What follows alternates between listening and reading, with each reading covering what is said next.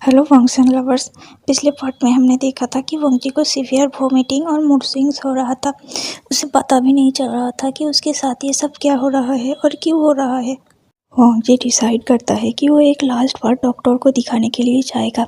अगर कुछ होता है तो अच्छा है, और अगर डॉक्टर फिर भी ना पकड़ पाए उसकी प्रॉब्लम क्या है तो उसके बाद वो अपने डेस्टिनी पर छोड़ देगा। ये सोचते सोचते वंजी ड्राइवर को कहता है कि मुझे हॉस्पिटल पर ले चलो।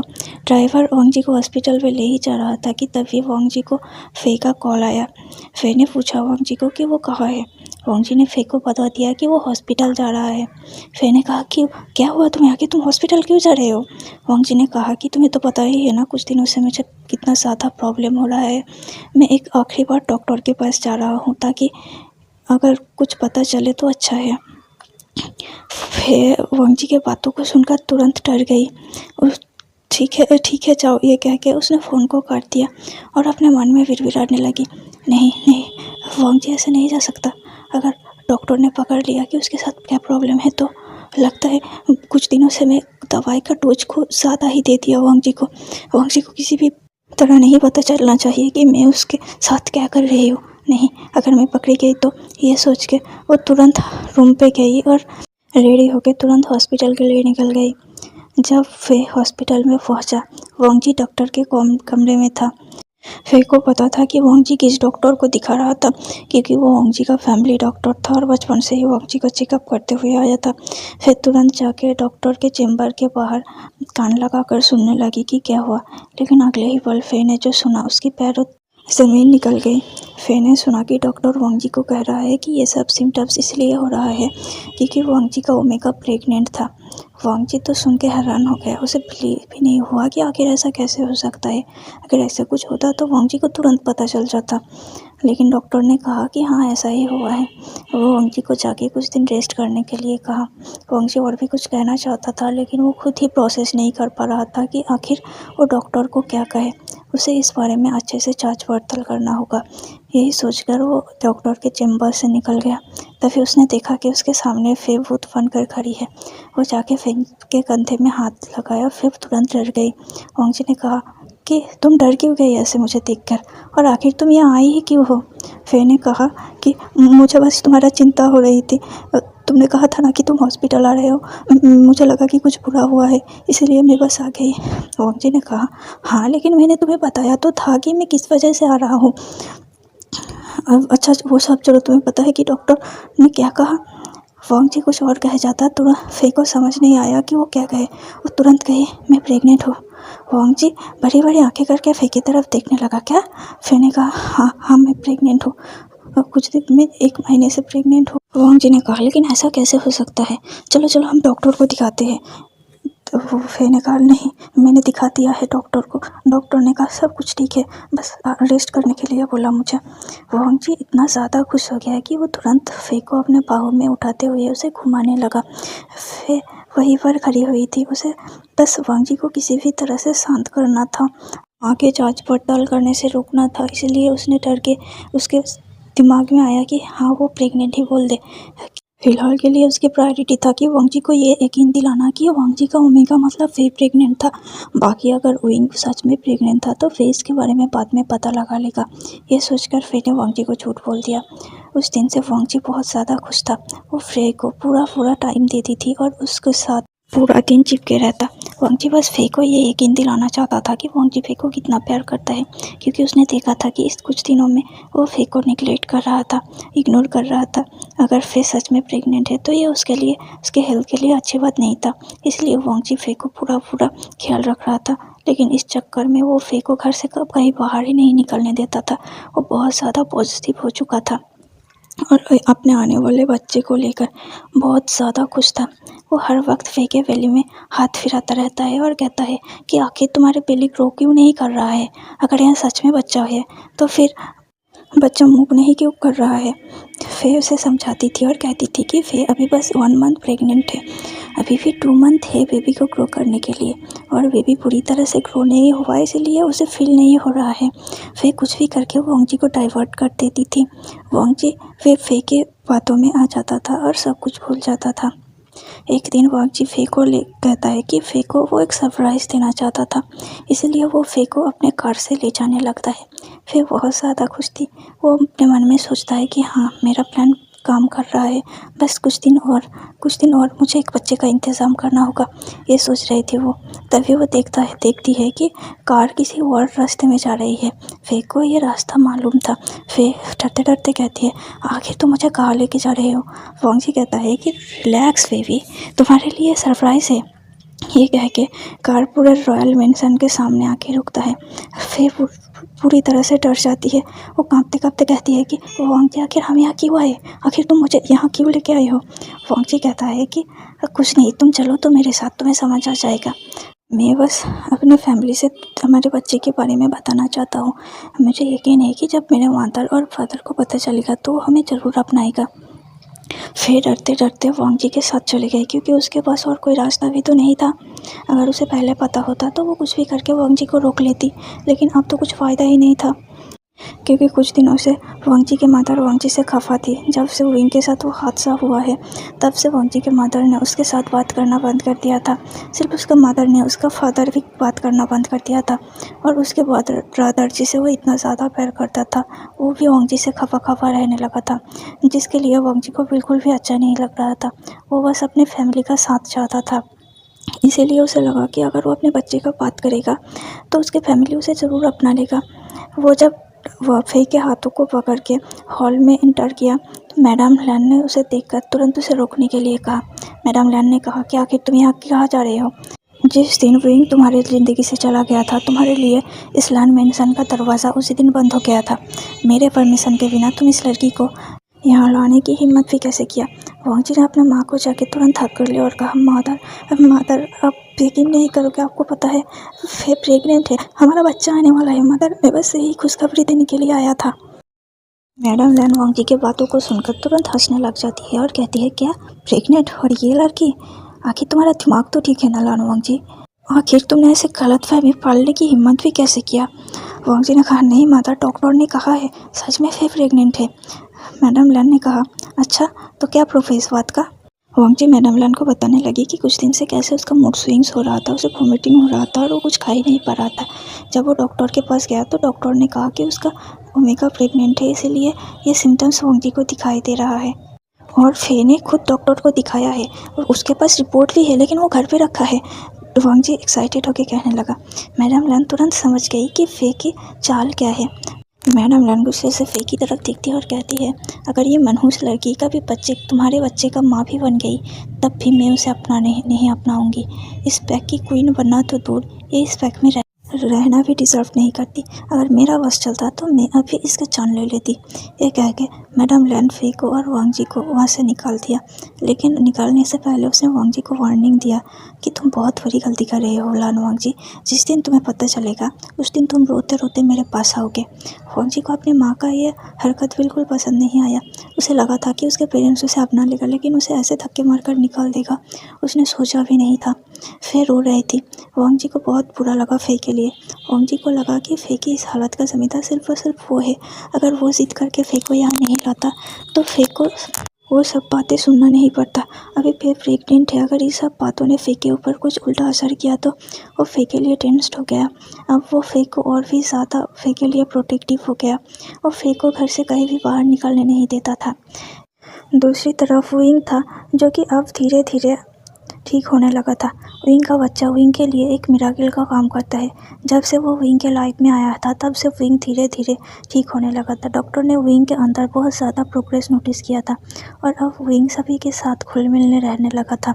वो बिल्कुल पुराने जैसा विंग तो नहीं, लेकिन बच्चे के आने के साथ साथ विंग मैच्योर होता जा रहा था, जिसकी उम्मीद चियांग फैमिली ने विंग से तो कभी भी नहीं किया था। देखते देखते 2 महीने हो गया था विंग के प्रेगनेंसी का।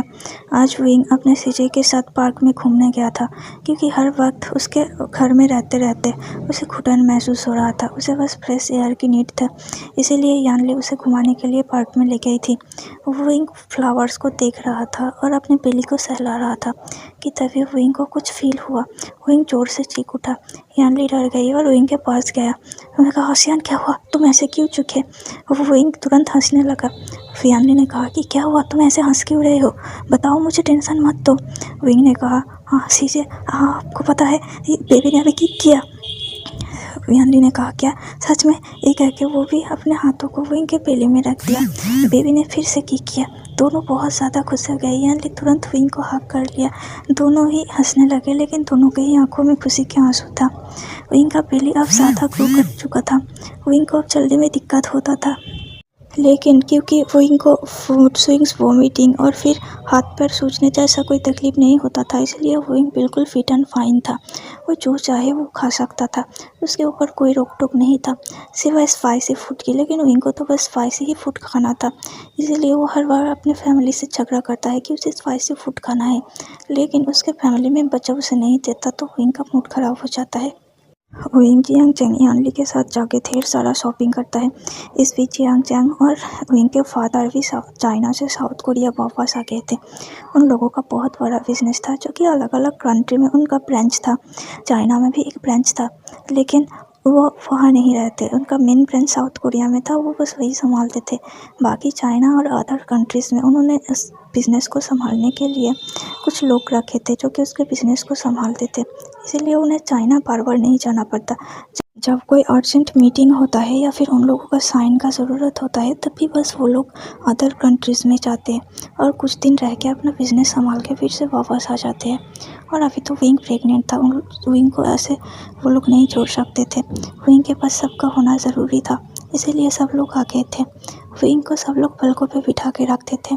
उन लोगों को यकीन ही नहीं हो रहा था कि उनका वो छोटा सा बच्चा, जो कि उनके सामने हर वक्त नोटी नोटी हरकतें करता था, सबको परेशान किया करता था, वो आज खुद एक बच्चे को अपने पेट में कैरी कर रहा था।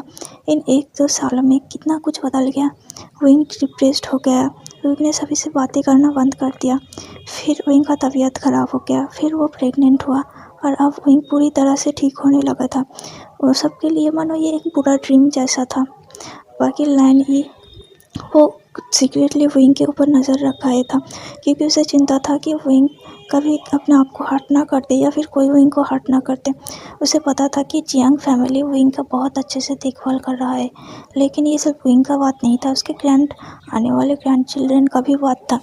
इसीलिए मैडम लैन विंग के ऊपर सीक्रेटली नज़र रखाए हुए था। और जियांग फैमिली को भी यह पता था, लेकिन कोई कुछ नहीं कहता था, क्योंकि चाहे वो जितना भी इनकार कर ले और एक दूसरे के साथ जितना भी रिश्ता ख़राब कर ले, आखिरकार उन लोगों का एक रिश्ता है जो वो ठुकरा नहीं सकते थे। विंग हर वक्त अपने बच्चे के साथ बातें किया करता था। वो अपने बेली को सहलाता था और अपने बच्चे से पूछता था कि आखिर वो कैसा है। अगर उसका मूड ख़राब होता था तो वो अपने बच्चे से कहता था कि तुम मम्मा को किक करो, ताकि मम्मा को यकीन हो जाए कि तुम सही हो। उसका बच्चा भी उसे पूरी समझता था और किक करता था। विंग तब बहुत ज़्यादा खुश हो जाता था। उसने तो बेबी के लिए बहुत ढेर सारा शॉपिंग किया था। अब विंग को हर वक्त साउथ इंजन के पास नहीं जाना पड़ता था, क्योंकि विंग को अब उतना ज़्यादा हॉट फील नहीं होना पड़ता था। वो बस वीकली चेकअप के लिए साउथ इंजन के पास जाता था हॉस्पिटल में, और चेकअप करने के बाद चला आता था। वो अब साउथ इंजन को इतना ज़्यादा परेशान भी नहीं करता। दूसरी तरफ लान वांगजी, जो कि अपने बच्चे के आने की खुशी में बहुत ज़्यादा खुश था, वो कई दिनों तक ऑफिस नहीं जाता और फेक की देखभाल करता रहता है। लेकिन एक दिन एक काम की वजह से सिचन उसे एक क्लब में बुलाते हैं और उसे कहते हैं कि एक मीटिंग है, तो उन लोगों को जाना ही पड़ेगा। वांगजी तो मना करता है कि आखिर क्लब में मीटिंग कैसे हो सकता है, लेकिन सिचन ने कहा कि ये अर्जेंट है और वांगजी को जाना ही पड़ेगा। वांगजी फे को बहुत अच्छे से समझा देती है कि उसे अपना ख्याल रखना है, कि कुछ देर के लिए विंग बाहर जा रहा है। उसके बाद वांगजी मीटिंग के लिए चला जाता है। जब मीटिंग होता है तो वो क्लब से बाहर निकलने के लिए रेडी होता है और सारे फाइल्स वगैरह अपने बैग में डाल लेता है। वो आ ही रहा था कि तभी उसका नज़र एक इंसान की तरफ गया। वांगजी ने मन में सोचा कि नहीं ये वो नहीं हो सकता, लेकिन तभी देखा कि वो इंसान किसी दूसरे और इंसान के साथ एक प्राइवेट रूम की तरफ जा रहा था। वांगजी को यकीन नहीं हो रहा था कि वो क्या देख रहा है। वो तुरंत उस इंसान को फ़ोन लगाता है, लेकिन उसे यह उम्मीद नहीं था कि फ़ोन से डायरेक्ट उसी इंसान के पास जाएगा। ये कोई और नहीं फे थी, जो कि कोई और लड़के के साथ क्लब में एक प्राइवेट रूम की तरफ जा रही थी। वांगजी को यकीन नहीं हुआ। वो तो फे को घर पे छोड़ के आया था ना, और फे अभी प्रेग्नेंट है, तो फिर यहाँ फे कैसे आया। और फे को देखकर लग रहा था कि वो बिल्कुल नॉर्मल है। उसका बेबी बम्प भी गायब हो गया था। वांग जी ने सोचा कि यह फे नहीं होगा, इसीलिए वो बस कंफर्म होने के लिए फे को फ़ोन किया। तभी फे वांग जी के सामने उस लड़की का फ़ोन रिंग किया और उस लड़की ने फ़ोन को काट दिया। जब उस लड़की ने फ़ोन को काटा तब वांग जी का भी फ़ोन रिंग बंद कर दिया। वांग जी को यकीन नहीं हो रहा था कि यह फे है, लेकिन फे कैसे हो सकता है? फे तो प्रेग्नेंट थी ना, और उसका बेबी बम्प भी गायब है। आखिर ये सब कैसे हो सकता है? वांग जी का सर बुरी तरह से दर्द करने लगता है। वांग जी तुरंत फे का पीछा करती है, देखती है कि फे प्राइवेट रूम की तरफ चली गई। रूम कांच का था और चारों तरफ उस कांच वाइट पर्दों में घिरा हुआ था। वांग जी पर्दों के बाहर से देख पा रहा था दोनों का शैडो। कैसे वो लड़का फे को कपड़े को उतार रहा था।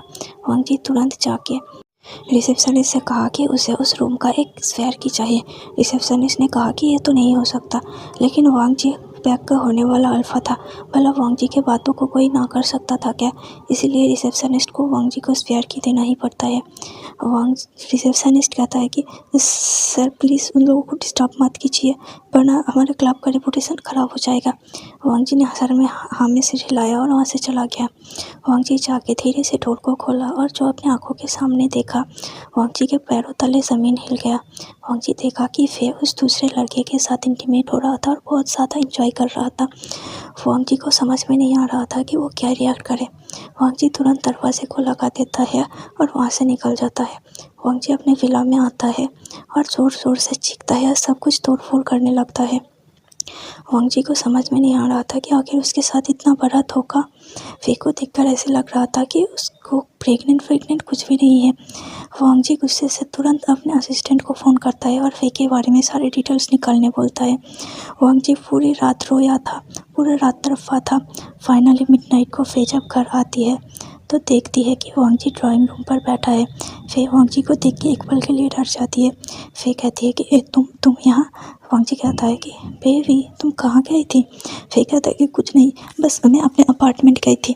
वांग जी कहता है लेकिन मैं तो तुम्हारे अपार्टमेंट भी गया था, और देखो मैंने तुम्हारे फ़ोन में कितने बार फ़ोन किया। तुम प्रेग्नेंट हो बेबी, ऐसे केयरलेस कैसे हो सकते हो? फे को वांग जी की बात सुनकर बहुत ज़्यादा डर लग रहा था। फे के पैर सेक कर रहा था। वो सोच रही थी कि कहीं वो पकड़ा गया तो, लेकिन वांग जी ऐसा प्रिटेंड करता है कि मानो उसने कुछ नहीं देखा। वो फे को जताती है कि फे से वो कितना ज़्यादा प्यार करता है। वही बात फे को गले लगाता है वांग जी, लेकिन उसे डिस्गस्टिंग फील हो रहा था। पहली बार फे को गले लगाने से वांग जी को डिस्गस्टिंग फील हो रहा था। तब फिर वांग जी फे के पेट की तरफ हाथ ले जाता है और कहता है ये तुम्हारा बम्प, ये कहाँ गया? बेबी कहाँ गया? फे वांग जी की बातों से पूरी तरह डर जाती है। उसे समझ नहीं आता कि वो क्या करे। वही वांग जी बहुत ज़्यादा ड्रंक दिख रहा था, क्योंकि रूम पे आने के बाद वांग जी ने बहुत सारा ड्रिंक किया था। फे सोचती है कि यही उसके लिए अच्छा होगा। ये सोचकर उसने वांग जी के कंधों पे अपना हाथ मार दिया और वांग जी तुरंत बेहोश हो गया। फे कुछ भी करके उसे खींचते हुए ऊपर ले जाता है और बेडरूम में सुला देता है। और उसके बाद अपने उस फेक बेबी बम्प को अपने पेट के अंदर भर लेती है और वांग जी के पास ही सो जाता है। अगले दिन जब वांग जी की आंखें खोलता है तो उसे सारे बात याद आता है कि उसके साथ फे ने क्या किया, लेकिन वांग जी फे को जरा सा भी भनक नहीं लगने देता कि उसे सब कुछ पता चल गया है। असिस्टेंट ने वांग जी को अभी तक फे के बारे में कुछ न्यूज़ नहीं दिया था, लेकिन वांग जी अपने आंखों के सामने जितना कुछ देखा था उसे यकीन हो गया था कि फे उसे झूठ बोल रहा था। अगर फे बच्चे के बारे में झूठ बोलती तो भी वांग जी मान लेता, लेकिन फे किसी और के साथ फिजिकल हो रही थी। ये बात वांग जी को बिल्कुल भी हजम नहीं हो रहा था। वही बात उन दोनों के बच्चे को वांग जी ने पता नहीं कितने सपने सजाए थे। वांग जी तो फे को ले जाकर बच्चे के लिए कितना सारा शॉपिंग भी किया था, लेकिन आज उसका बच्चा ही नहीं है। मतलब ये सब कुछ फेक था, सब कुछ दिखा हुआ था, झूठा था। वांग जी अपने आप को कैसे भी संभालता है। वो फे के सामने ये जताने नहीं देना चाहता था। वो फे को गुड बाय करता है और तुरंत ऑफिस चला जाता है। ऑफिस जाके वो बुरी तरह रोता है। अब ऑफिस के डोर को लॉक करके वांग जी को समझ नहीं आ रहा था कि वो क्या करे, किससे जाके अपना दुख शेयर करे। तभी वांग जी का अल्फा, उसका उल्फ कहता है कि आखिर तुम्हें सच्चाई दिख ही गई। वांग जी कहता है कि हाँ, इतना बड़ा धोखा मैंने कैसे, क्या क्यों हुआ? तभी फेजन कहता है कि तुम्हारे साथ यही होना था। याद है तुमने अपने ओमेगा को कितनी तकलीफ दिया था? सब कुछ तुम वापस पाओगे लान वांग जी। ये मत सोचना कि वो तुम्हें माफ़ कर देगा। ना ही तुम अब इस तरफ जा सकते हो और ना ही उस तरफ, तुम्हारे साथ यही होना था। ये कह के बेजिन वांग जी से अपना माइंड लिंक डिस्कनेक्ट कर देता है। वांग जी पूरी तरह ज़मीन में लेटकर अपने आप को हक करके रोता रहता है। आज उसे संभालने वाला कोई नहीं था, ना ही वो अपने मदर के पास जा सकता था, और उसका ओमेगा उसे तो वांग जी ने खुद भगा दिया था। वांग जी पूरी तरह से बेसहारा महसूस कर रहा था। तभी उसके ऑफिस के डोर पर नॉक हुआ। उसने आने के लिए कहा, तभी असिस्टेंट अंदर आया। इतने में वांग जी अपने आप को संभाल के फ्रेश होके अपने चेयर पर बैठ गया था। असिस्टेंट ने वांग जी को कहा कि सर, ये रहा इन्फॉर्मेशन, आपने जो जो इन्फॉर्मेशन कलेक्ट करने के लिए कहा था सब इस फाइल में है। ये कह के असिस्टेंट वांग जी के हाथों में एक फाइल पकड़ा देता है। वांग जी पहले से लेकर सब कुछ उस फाइल में पढ़ता जाता है। उसे बहुत ज़्यादा गुस्सा आता है। वो तुरंत फाइल को फेंक देता है। वांग जी को यकीन नहीं आ रहा था कि उसके साथ इतना बड़ा धोखा हुआ था। उस फाइल में जो कुछ भी लिखा था, वांग जी किसी भी तरह से विश्वास नहीं कर पा रहा था, लेकिन उसे यकीन करना ही था। वांग जी आज सोच रहा था कि काश मैं पहले से इसके बारे में कुछ इन्फॉर्मेशन निकाल पाता, लेकिन मैं क्या करता। उसे अपने आप पर बहुत ज़्यादा गुस्सा आता है कि उसने फेई पर भरोसा किया था। उस फाइल में जो कुछ भी लिखा था वो पढ़ने के बाद वांग जी इतना गुस्सा हो गया था कि वो जाके दीवार पर ज़ोर ज़ोर से अपना हाथ मारता है। उसके हाथों के नक्कल्स फिर से छिल जाते हैं और वो गुस्से में कहता है, अच्छा तो ये सब था वांग फे, अब मेरी बारी है। जो छलावा तुमने किया है उसका एहसास तो मैं तुम्हें दिलाकर ही रहूँगी। ये कह के वांग जी घर पे चला जाता है। घर पे जाके वांग जी को फे को देखकर बहुत ही डिस्गस्टिंग फील हो रहा था, जो कि किचन में अपने बेबी बम्स को लेकर खाना बनाने की कोशिश कर रही थी। वांग जी को थोड़ा सा डिस्गस्टिंग फील होता है, लेकिन उसे ये करना ही था। तुरंत जाके वो फे को पीछे से हक कर लिया और उसके नेक में किस करने लगा छोटा छोटा। फे कहता है कि बेबी क्या कर रहे हो तुम, दिख नहीं रहे हो कि मैं खाना बना रही हूँ। फे वांग जी कहता है कि छोड़ो ये सब, चलो मेरे साथ चलो। फे कहता है कि कहाँ। वांग जी कहता है कि बेबी मेरे पास तुम्हारे लिए सरप्राइज़ है, चलो तो सही। ये कह के वो फे के हाथों तो को पकड़कर उसे मेंशन के पिला के पीछे के साइड में लेके गया और वहाँ जाके उस एक रूम को ओपन किया और फे को रूम के अंदर ले जाने लगा। फे को लग रहा था कि वांग जी ने शायद उसके लिए कोई सरप्राइज़ प्लान किया है या फिर उसे प्रपोज करने वाला है, क्योंकि इन दिनों में फे ने वांग जी से कहा था कि उसे वांग जी से शादी करना है। वांग जी भी तैयार हो गया था फे से शादी करने के लिए और दोनों ने ढेर सारा शॉपिंग किया था शादी के लिए। उन दोनों का वेडिंग ड्रेस भी डिसाइड हो गया था। फे को लगा वांग जी ने फे तो तुरंत शादी करना चाहती थी, लेकिन वांग जी ने उसे कहा था कि बेबी के आ जाने के बाद शादी करेंगे दोनों। फे को लगा कि वांग जी शायद उसे ऐसा ही कुछ सरप्राइज़ देने वाला है और उसे बोलने वाला है कि वो अभी शादी करेंगे, लेकिन अगले पल फे के साथ वो होता है जो फे ने कभी उम्मीद भी नहीं किया था। वांग जी तुरंत फे को पीछे से धकेल देता है, जिससे कि फे तुरंत अपने घुटने में जाकर गिर जाती है। फे वांग जी की तरफ देखता है और कहता है, ये क्या कर रहे हो तुम, मैं प्रेग्नेंट हूँ। वांग जी कहता है कि अच्छा ऐसी बात है, तो ज़रा दिखाना कि हमारा बेबी कैसा है। ये कह के वांग जी फे के पास गई, उसे उठाया और फिर उसके बेली में अपने हाथों से पिंच करने लगा उसके बेली को। फे कहता है कि ये क्या कर रहे हो तुम, बच्चे को हर्ट होगा। वांग जी कहता है कि अच्छा कौन सा हर्ट और कैसा हर्ट, जब बच्चा है ही नहीं। फे कहता है कि ये तुम क्या कर रहे हो, हमारा बच्चा है ये, तुम ऐसा कैसे कर सकते हो लान वांग जी, बेबी तुम ठीक तो हो ना, तुम्हें क्या हुआ है। फे अपना मन में सोचती है कि शायद दवा ने अपना असर करना बंद कर दिया है। उसे तुरंत विला में जाकर वांग जी को फिर से दवा देना पड़ेगा, इसीलिए फिर वांग जी के हाथों को पकड़ता है और कहता है, तुम्हारा तबीयत फिर से बिगड़ गया है ना, चलो चलो मैं तुम्हें मेडिसिन देती हूँ। ये कह के वांग जी के हाथों को लेकर ले जाने लगी, लेकिन वांग जी वहीं पर खड़ा हुआ था।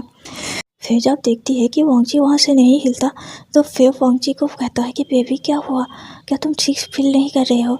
हाँ मैं जानती हूँ कि तुमने शायद गलती से ऐसा किया होगा, मैं बुरा नहीं मानती, चलो चलो हम विला में चलते हैं। ये कहती है, लेकिन वांग जी फे को एक झटके में खींचती है और उसे एक चेयर पे बैठा देती है और फिर उसके बाद वो एक रस्सी लाकर फे को बांधने लगता है। फे कहता है कि आखिर तुम ये क्या कर रहे हो, लान वांग जी तुम ये क्या कर रहे हो, तुम ऐसा कैसे कर सकते हो, मैं प्रेग्नेंट हूँ, हमारे बच्चे की खातिर ऐसा मत करो। वांग जी ज़ोर ज़ोर से साइकोपैथ की तरफ हंसने लगता है और कहता है, बच्चा, कौन सा बच्चा, जहाँ तक कि मुझे पता है कि तुम तो कभी प्रेग्नेंट थी ही नहीं। ये कह के वो अपने पॉकेट से कुछ डॉक्यूमेंट्स निकालता है और फे के सामने वो डॉक्यूमेंट्स फेंक देता है। फे तुरंत घुटनों में बैठती है और उस डॉक्यूमेंट्स को लेता है जिसमें कि फे का प्रेगनेंसी नेगेटिव लिखा था और वो सारे डिटेल्स था जो कि फे ने वांग जी के साथ किया था।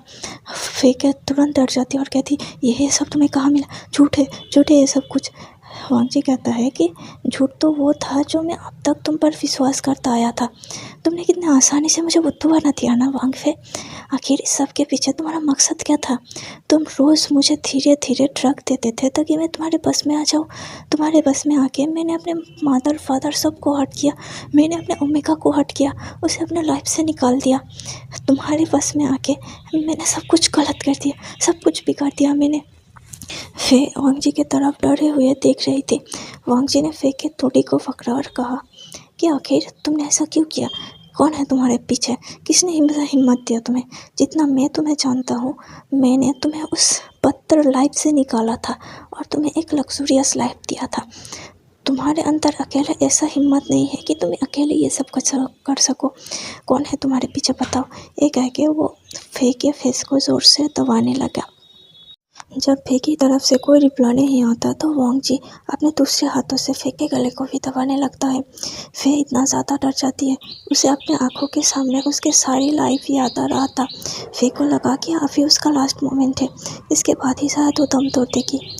जब से फे वांग जी से मिली थी तब से उसने वांग जी को पोलाइटली देखा था। वांग जी कभी भी ऐसे एग्रेसिव नहीं हुआ था, लेकिन आज फे के साथ जो हो रहा था, फे को अपने सामने अपना मौत और अपनी बर्बादी दिखाई दे रही थी। वांग जी ने कहा कि बोलो मुझे तो फिर मैं तुम्हें छोड़ दूंगा। फे तुरंत कहा हाँ मैं बताती हूँ, छोड़ो मुझे। ये कह के वो वांग जी के हाथों को अपने ऊपर से हटाने लगी। फे ने जब कहा कि मैं बताऊंगी सब कुछ तो वांग जी ने फे की ठुड़ी को छोड़ दिया, उसके गले को भी छोड़ दिया। फे जोर जोर से हंसने लगी। वांग जी फे से कहा कि बताओ मुझे सब कुछ बताओ कि आखिर तुमने ये सब कुछ किया कैसे। फे उसे सब कुछ शुरू से बताने लगी। तुम्हें याद है कि जब हम कॉलेज में मिले थे, जब तुमने मुझे उन अल्फाओं से बचाया था, वो सब कुछ प्लान था, पहले से ही शुरू से ही प्लान था। ये कह के फे चुप हो गई। वांग जी फे का आगे बोलने का इंतज़ार कर रहा था, लेकिन फे जब चुपचाप रह गया तो वांग जी ने एक थप्पड़ कस के दिया फे को और कहा कि मैंने कहा कि सब कुछ बको, तुम्हें चुप करने के लिए किसने बोला? फे अभी वांग जी के सामने अपने सामने वांग जी का सबसे डरा हुआ रूप देख रही थी, जो कि वांग जी भी था और वांग जी के साथ साथ बेचैन भी था। वांग जी होता तो शायद फे वांग जी को किसी भी तरह से मैनिपुलेट कर सकती थी, लेकिन अगर ये बेचैन था तो वांग फे के लिए बिल्कुल भी अच्छा नहीं था, क्योंकि बेचैन फे को बिल्कुल पसंद नहीं करता था। अब तक तो सिर्फ और सिर्फ फे को बेचैन वांग जी के लिए डाइजेस्ट करता हुआ आया था। फे तुरंत डरते हुए सब कुछ वांग जी से एक्सप्लेन करती है। फे वांग जी के कॉलेज में एक ट्रांसफ़र स्टूडेंट के रूप में आई थी, जो कि स्कॉलरशिप लेकर आई थी। फे पढ़ने में बहुत ज़्यादा होशियार थी, लेकिन क्योंकि वो गरीब घर से थे, उसका कोई बैकग्राउंड नहीं था और स्कॉलरशिप स्टूडेंट थी, इसीलिए सभी लोग फे को बुली करते थे। वांग जी कभी कभी देख के इग्नोर कर दिया करता था, लेकिन वो फे को कभी कभी देखता था कि वो बहुत ही ज़्यादा इनोसेंट है और जब कोई उसको बुली करता था तो वो अपने लिए कोई स्टैंड नहीं ले पाता था। इसलिए वांग जी कभी कभी जाकर फे को उन पुलिस बच्चों से बचा लिया करता था। जब वांग जी फे के पास जाता तो जो लोग फे को बुली करते थे वो ऑटोमेटिक वांग जी को देखकर वहाँ से भाग जाते थे। एक दिन वांग जी कॉलेज से घर आ रहा था कि तभी वो फे को डरते हुए कहीं जाते देखा। उससे अजीब सा लगा तो उसने फे का पीछा किया। उसने देखा कि एक बुरा इंसान फे को पकड़ के ले जा रहा है और फे बहुत डरी हुई सनी हुई थी। वो बुरा इंसान फे को एक गली में ले जाता है और उसे बहुत ज़्यादा मारता है, उसे फिजिकल अब्यूज़ करने की कोशिश करता है कि तभी वांग जी को और रुका नहीं जाता और वांग जी तुरंत वहाँ पहुँच जाता है और उस इंसान से फे को बचाता है और फे से पूछता है कि क्या वो ठीक है। तभी वो बूढ़ा आदमी, जो कि एक अल्फा था, वांग जी को कहता है कि मैं अपनी बेटी के साथ जो मर्जी करूँ, तुम्हें उससे क्या। वांग जी बुरी तरह से हैरान हो गया था कि आखिर अगर ये फे के पाप है तो उसके साथ ऐसे क्यों फिजिकल उसका अब्यूज़ कर रहा है। वांग जी ने फे को पूछा कि क्या सच में तुम्हारा फाफा है। फे ने हाँ में सर हिला दिया डरते डरते। वांग जी को इतना ज़्यादा गुस्सा आया कि वो मरते मरते उस अल्फा को मार ही दिया। फे अब वांग जी के गले लगकर बुरी तरह से रो रही थी। वांग जी ने फे से पूछा कि आखिर ये सब कुछ क्या है और उसके फादर उसके साथ ऐसा क्यों कर रहे हैं। तभी फे ने बताया कि वो बहुत ही गरीब घर से आती है, उसके मदर का पहले से ही बचपन में ही डेथ हो गया था। उसके पास फैमिली नाम का सिर्फ उसका फादर था, जो कि उसके साथ बिल्कुल भी अच्छा व्यवहार नहीं करता था। फे के फादर, फे के मदर का कमी फे से निकलता था। वो फे के फिजिकली और मेंटली अब्यूज़ करता था, फे से पैसा मांगता था और उसे प्लेजर चाहता था। जब भी फे ना कर देता था तो उसे बुरी तरह से टॉर्चर करता और फे के साथ ज़बरदस्ती करता। वांगजी को ये सब कुछ सुन के फे के ऊपर बहुत तरस आया। फे ने कहा कि उसके पास रहने की भी कोई जगह नहीं है, इसीलिए वांगजी ने फे को एक अपार्टमेंट खरीद कर दिया। उस दिन से वांगजी और फे में अच्छी दोस्ती हो गया था, लेकिन धीरे धीरे वांगजी को पता ही नहीं चला कि वो फे के प्यार में पड़ गया और एक दिन सबके सामने फे को प्रपोज कर दिया। फे ने भी उसका प्रपोजल एक्सेप्ट कर लिया और फिर दोनों में प्यार हो गया। वही वांगजी के मदर इस बात का सख्त खिलाफ था कि फे कैसे उनका बेटी का मेट बन सकता है। दरअसल इस सब के पीछे फे का प्लानिंग था। उसके फादर का एक्सक्यूज़ देके जब फे वांगजी से सिंपैथी पा लेता है तो वो वांगजी को अपने पास रखने के लिए उसे एक मेडिसिन देता था। वांगजी जब भी फे के साथ कुछ खाने जाता था या पीने जाता था तो फे उसके साथ वो दवाई मिला देता था, जिसके वजह से वांगजी फे की तरफ अट्रैक्ट हो रहा होता था। और फिर एक दिन ऐसा करते करते वांगजी अपना कंट्रोल लूज़ कर बैठा और फे के साथ इंटीमेट हो गया था। फे जब भी वांगजी फे के साथ मिलने जाता था तब भी फे उस दवा को वांगजी को दिया करता था। वांगजी के ऊपर कोई बुरा इफेक्ट तो नहीं होता था, लेकिन उसकी वजह से वांगजी फे के धीरे धीरे बस में आ रहा था और फे ने इस मौके का बहुत अच्छे से फ़ायदा उठाया। वो वांगजी को पूरी तरह से अपना बस में कर लेती है। धीरे धीरे वो वांगजी को अपने फैमिली और अपने मम्मी का सबसे दूर कर देती है। वांगजी के सामने सब कुछ पानी जैसा क्लियर हो गया था कि आखिर वो एक धोखेबाज लड़की के जाल में फंस गया और कितने सारे मासूम इंसान को उसने हर्ट कर दिया। वांगजी को बहुत ज़्यादा गिल्ट फील हो रहा था, लेकिन कहानी यहीं तक ही नहीं रुकी। वांगजी को पता था कि इसके पीछे ज़रूर कुछ होगा। वांगजी ने फे को फिर से एक थप्पड़ लगाया और कहा, तुमने सारी बात तो बता दिया, लेकिन मेन बात तुमने नहीं बताया। बताओ कि इस सब के पीछे कौन है। मैं जितना तुम्हें जानता हूँ, तुम ये सब कुछ अकेले तो हर किसी नहीं कर सकती।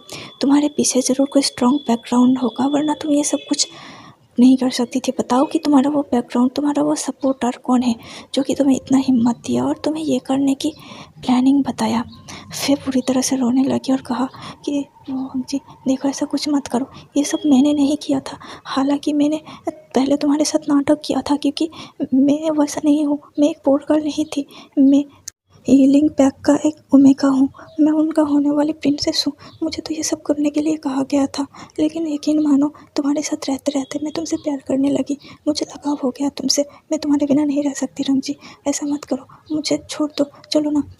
मेरे पास बच्चा नहीं हो तो क्या हुआ, आ जाएगा और फिर तुम, मैं और बच्चा एक साथ रह के हंसी खुशी रहेंगे।